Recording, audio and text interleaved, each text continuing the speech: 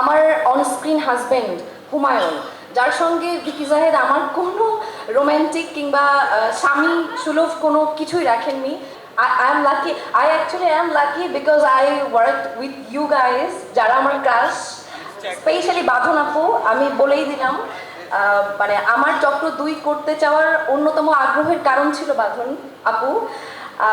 I love you so much Mousumi Mou, Meghla Mukta, এবং আমার onscreen husband Humayun, যার সঙ্গে ভিকি জাহেদ আমার কোনো রোম্যান্টিক কিংবা স্বামী সুলভ কোনো কিছুই রাখেননি, বরং মারামারি এবং যেটা মানে বিচ্ছেদ এইগুলোই রেখেছেন।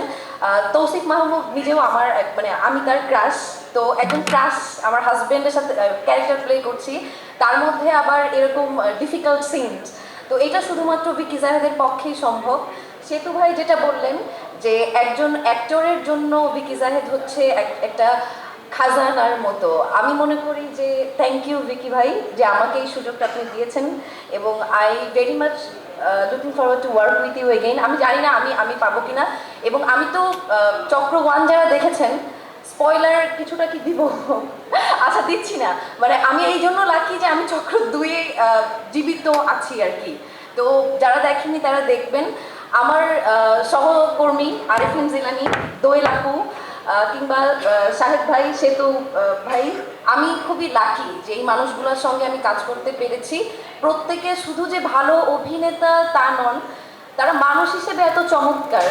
মানে একটা শুটিং সেটে, আমি তো থিয়েটারেও কাজ করি, তো একটা টিম ওয়ার্ক বলতে যেটা বোঝায়, আমি প্রত্যেককে এত সিরিয়াস দেখতাম যে আমার কাছে মনে হতো যে একজন অ্যাক্টরকে আসলে এরকমভাবেই কাজ করতে হয়। আমি lucky, I am very lucky and blessed যে আমি এই টিমের সঙ্গে কাজ করার সুযোগ পেয়েছি। জানি না চক্র 3-তে আমার কোনো চরিত্র থাকবে কি না, but I very much looking forward to work with them again and again. Thank you Faridur Reza Sagar আমাদের এটা প্রডিউস করার জন্য এবং সুযোগ দেওয়ার জন্য। সবাইকে অনেক ধন্যবাদ। চক্র 2 অবশ্যই দেখবেন, ভালো লাগা খারাপ লাগা অবশ্যই জানাবেন, রুমকিকে কেমন লাগলো জানাবেন।